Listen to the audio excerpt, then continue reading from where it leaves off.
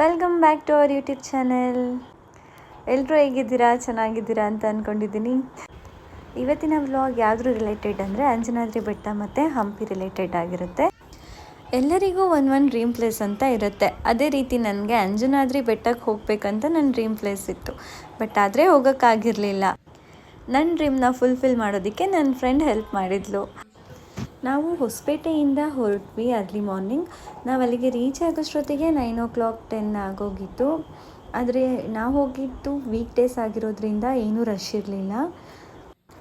ಅಂಜನಾದ್ರಿ ಬೆಟ್ಟ ಅದ್ರ ಬಗ್ಗೆ ಹೇಳಬೇಕಂದ್ರೆ ಇಲ್ಲಿ ಸುಮಾರು 570ರಿಂದ 600 ಸ್ಟೆಪ್ಸ್ಗಳಿದೆ.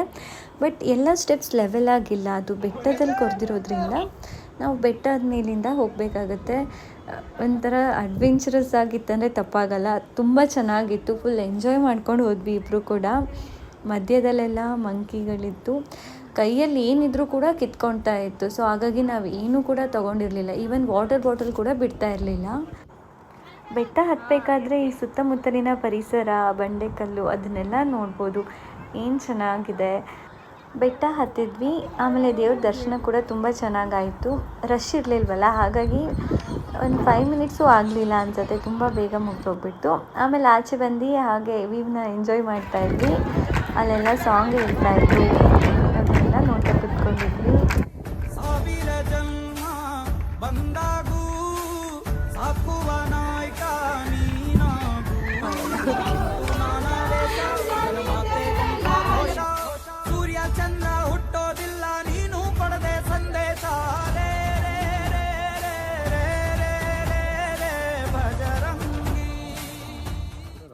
ವಾಯುವಿನ ಕೃಪೆಯಿಂದ ಅಂಜನಾದೇವಿ ಮತ್ತು ಕೇಸರಿಯ ಪುತ್ರನಾಗಿ ಹನುಮಂತನ ಜನನ ಆಗುತ್ತೆ. ಹಾಗಾಗಿ ಇದನ್ನು ಹನುಮಂತ ಹುಟ್ಟಿದ ನಾಡು ಆರ್ ಅಂಜನಾದ್ರಿ ಹಿಲ್ಸ್ ಅಂತ ಹೇಳ್ತಾರೆ. ನಾವು ಅಂಜನಾದ್ರಿ ಬೆಟ್ಟನ ನೋಡಿಕೊಂಡು ನೆಕ್ಸ್ಟು ಪಂಪ ಸರೋವರ ಅಲ್ಲಿಗೆ ಹೋದ್ವಿ. ಅಲ್ಲೇ ನಿಯರ್ ಬೈ ಇದೆ. ಇದು ಪಂಪ ಪುರಾಣದಲ್ಲಿ ಉಲ್ಲೇಖವಾಗಿರೋ ಸರೋವರ. ನಮ್ಮಲ್ಲಿ 5 ಸರೋವರ ಇದೆ, ಅದರಲ್ಲಿ ಇದು ಕೂಡ ಒಂದು ಫೇಮಸ್. ಆಗ ತುಂಗಭದ್ರಾ ನದಿ ಇಲ್ಲಿ ಹರಿತಾ ಇತ್ತು ಅಂತ ಹೇಳ್ತಾರೆ.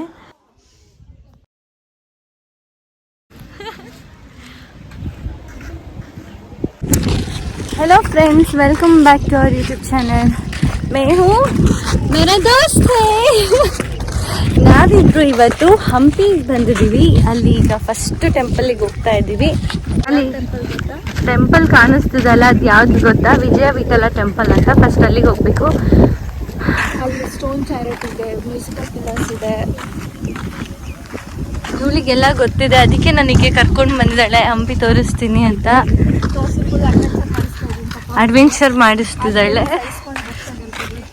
ಹೌದು, ಪುಣ್ಯಕ್ಕೆ ಬಿಸಿಲಿಲ್ಲ, ವೆದರ್ ತುಂಬ ಕೂಲ್ ಆಗಿದೆ. ಸೊ ವಾಕ್ ಮಾಡ್ಕೊಂಡು ಬರ್ತಾ ಇದ್ದೀವಿ ನಾವಿಬ್ರು. ಹಂಪಿ ಹಿಸ್ಟ್ರಿನ ನೋಡೋದಾದರೆ 13ನೇ ಶತಮಾನದಲ್ಲಿ ಹಕ್ಕ ಮತ್ತು ಬುಕ್ಕ ಅನ್ನೋ ಸಹೋದರರು ವಿಜಯನಗರ ಸಾಮ್ರಾಜ್ಯವನ್ನು ವಿದ್ಯಾರಣ್ಯ ಗುರುಗಳ ಮಾರ್ಗದರ್ಶನದಲ್ಲಿ ಸ್ಥಾಪನೆ ಮಾಡ್ತಾರೆ. ಅದಾದಮೇಲೆ ಹಂಪಿ ವಿಜಯನಗರ ಸಾಮ್ರಾಜ್ಯ ತುಂಬ ಪ್ರಸಿದ್ಧಿಯಾಗಿತ್ತು ಕೃಷ್ಣದೇವರಾಯರ ಕಾಲದಲ್ಲಿ. ಕೃಷ್ಣದೇವರಾಯರ ಕಾಲದಲ್ಲಿ ವಿಜಯನಗರ ಸಾಮ್ರಾಜ್ಯ ವೈಭವದ ಉತ್ತುಂಗದಲ್ಲಿತ್ತು. ಹಾಗಾಗಿ ದೇಶ ವಿದೇಶ ಪ್ರವಾಸಿಗರು ಹಂಪಿಯನ್ನು ಒಮ್ಮೆಯಾದರೂ ನೋಡಬೇಕೆಂದು ಕಾಯುವಷ್ಟು ವೈಭವದಲ್ಲಿತ್ತು ವಿಜಯನಗರ ಸಾಮ್ರಾಜ್ಯ.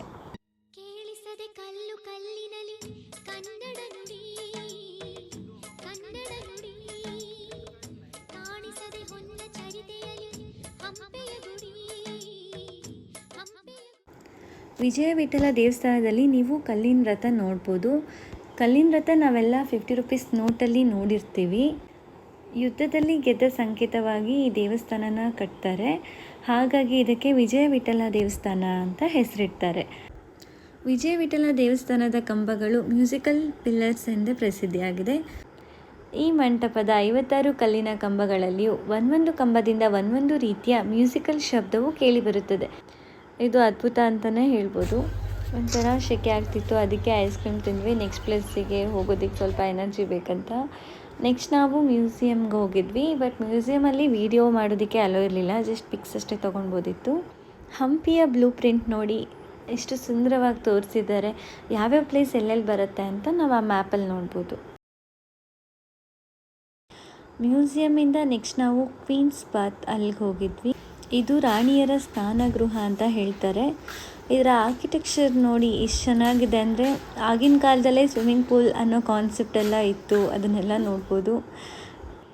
ಹಾಗೆ ನಾನು ನನ್ನ ಫ್ರೆಂಡ್ ಒಂದು ಪಿಕ್ ತಗೊಂಡ್ವಿ.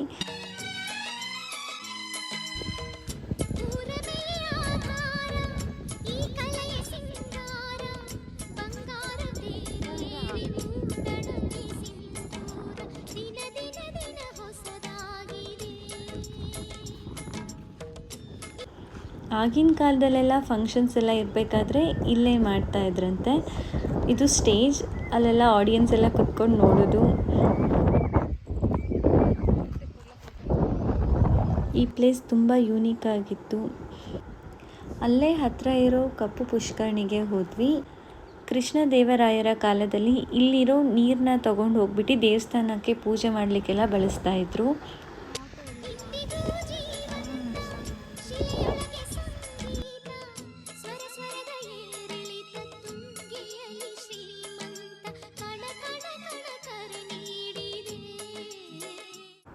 ನೆಕ್ಸ್ಟ್ ನಾವು ಲೋಟಸ್ ಮಹಲ್ಗೆ ಹೋದ್ವಿ. ಈ ಲೋಟಸ್ ಮಹಲ್ನ ರಾಣಿಯರ ಅಂತಃಪುರ ಅಂತ ಕರೀತಾರೆ. ಇಲ್ಲಿಂದ ನೆಕ್ಸ್ಟ್ ನಾವು ಶಿವಲಿಂಗನ ನೋಡೋಕ್ಕೆ ಹೋದ್ವಿ. ಇದು ಏಕಶಿಲೆಯ ಶಿವಲಿಂಗ. ಇದನ್ನು ಒಂದೇ ಕಲ್ಲಲ್ಲಿ ಕೆತ್ತಿದ್ದಾರೆ. ಇದರ ಕೆಳಭಾಗ ನೋಡ್ಬೋದು, ಕಂಪ್ಲೀಟ್ ನೀರಿನಿಂದ ತುಂಬಿರುತ್ತೆ ಯಾವಾಗಲೂ ಕೂಡ. ಹಾಗೆ ಅದರ ಪಕ್ಕದಲ್ಲೇ ಲಕ್ಷ್ಮೀ ನರಸಿಂಹ ಅವ್ರದ್ದು ದೊಡ್ಡ ಸ್ಟ್ಯಾಚು ಇದೆ, ಅದನ್ನು ಕೂಡ ನೋಡ್ಕೊಂಡು ಬಂದ್ವಿ. ಹಾಗೆ ಇಲ್ಲಿ ಒಂದು ಗಣೇಶ ಟೆಂಪಲ್ ಇದೆ. ಮೇಲೆ ಹತ್ಕೊಂಡು ಹೋದರೆ ಸನ್ಸೆಟ್ ಪಾಯಿಂಟ್ನ ನೋಡ್ಬೋದು. ಸನ್ಸೆಟ್ ನೋಡೋಕ್ಕೆ ದ ಬೆಸ್ಟ್ ಪ್ಲೇಸ್ ಅಂತಲೇ ಹೇಳ್ಬೋದು. ಯಾಕಂದರೆ ಇಲ್ಲಿನ ಪ್ರಕೃತಿ ಸೌಂದರ್ಯ ತುಂಬಾ ಚೆನ್ನಾಗಿದೆ. ಎಲ್ಲ ಕಡೆ ಕೂಡ ಮರ ಗಿಡ ಹಸಿರು ಹೀಗೆ ಫುಲ್ ತುಂಬಿಕೊಂಡಿದೆ.